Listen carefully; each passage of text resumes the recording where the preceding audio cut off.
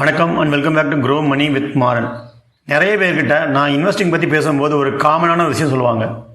Sir இப்போ கையில் காசு இல்லை, சேலரி இன்க்ரீஸ் ஆகட்டும், நான் ஸ்டார்ட் பண்ணுறேன். இல்லைனா இந்த கார் லோன், பர்சனல் லோன் முடியட்டும், அப்புறம் நல்ல பர்ஃபெக்ட் டைம் பார்த்து நான் ஸ்டார்ட் பண்ணலான்னு இருக்கேன். ஆனால் உண்மை என்ன தெரியுமா? அந்த பர்ஃபெக்ட் டைம் எப்போவுமே வராது. லைஃப்பில் எப்போவும் ஏதாச்சும் ஒரு எக்ஸ்பென்ஸ் வந்துகிட்டே தான் இருக்கும். இன்றைக்கி லோன் முடியும், நாளைக்கு வீட்டில் ஃபங்க்ஷன் வரும், அடுத்த நாள் கார் ரிப்பேர் ஆகும். நீங்கள் பர்ஃபெக்ட் டைமுக்காக வெயிட் பண்ணால் உங்கள் லைஃபோட கோல்டன் இயர்ஸ் ஆஃப் காம்பவுண்டிங்கை மிஸ் பண்ணிடுவீங்க. நிறைய பேர் நினைக்கிறாங்க இன்வெஸ்டிங்னா அது பெரிய பெரிய பிஸ்னஸ் மேனுக்கு மட்டும்தான், இல்லைன்னா கையில் லட்சத்தில் காசு இருந்தால் தான் பண்ணணும்னு. Absolutely no. ஒரு எக்ஸாம்பிள் பார்க்கலாம்.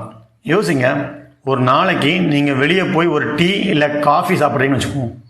இல்லைப்பா நான் காஃபி டீலாம் சாப்பிட்றது இல்லை அப்படின்னா ஸ்நாக்ஸ் சாப்பிடுவீங்கல்ல, அதுக்கு ஒரு 50 ரூபா ஆகுமா? மாதத்துக்கு 1500 ரூபாய். இந்த சின்ன அமௌண்ட்டை ஒரு எஸ்ஐபியில் போட்டால் கூட 20 வருஷம் கழித்து அது பல லட்சம் ரூபாயாக மாறும். இன்வெஸ்டிங் ஸ்டார்ட் பண்ணுறதுக்கு ரிச்சாக இருக்கணும்னு அவசியம் இல்லை. ஆனால் நீங்கள் இன்வெஸ்டிங் ஸ்டார்ட் பண்ணால் தான் ரிச்சாக ஆக முடியும். உங்ககிட்ட 2 விஷயம் இருந்தாலே நீங்கள் இன்வெஸ்டிங்க்கு ரெடின்னு அர்த்தம். ஃபர்ஸ்ட், பேசிக் சேவிங்ஸ்.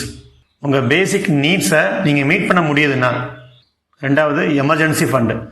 ஒரு 3 இல்லை 6 மாதத்தோட எக்ஸ்பென்சஸ் பேக்கப்பில் இருக்குது. இது இருந்தாலே நீங்கள் தைரியமாக இன்வெஸ்ட் பண்ண ஆரம்பிக்கலாம்.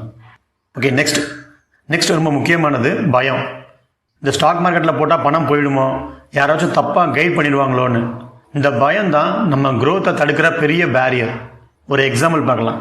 சைக்கிள் ஓட்ட பழகும்போது நம்ம விழுவோம்னு பயந்து சைக்கிளை தொடாமல் இருந்தோம்னா எப்போவுமே ஓட்ட முடியாது.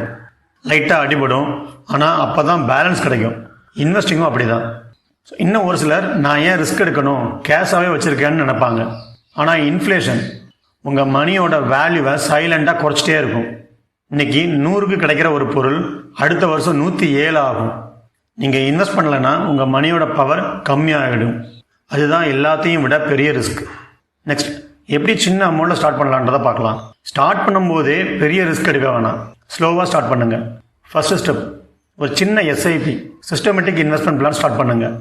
அடுத்து மியூச்சுவல் ஃபண்டில் டைவர்சிஃபை பண்ணுங்கள்.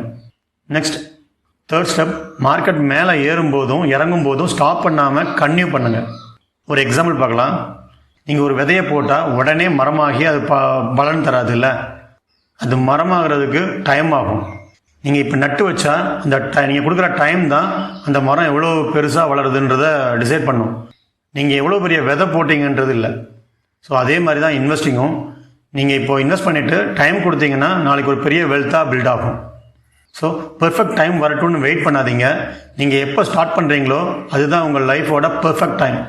இன்வெஸ்டிங்னா ரிஸ்க் இல்லைன்னு நான் சொல்ல மாட்டேன், ஆனால் இன்வெஸ்ட் பண்ணாமல் இருக்கிறது தான் இந்த வேர்ல்டுலேயே பெரிய risk.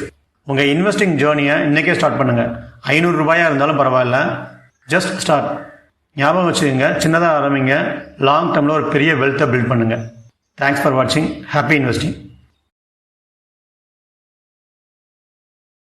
Mutual fund investments are subject to market risk. Read all scheme related documents carefully.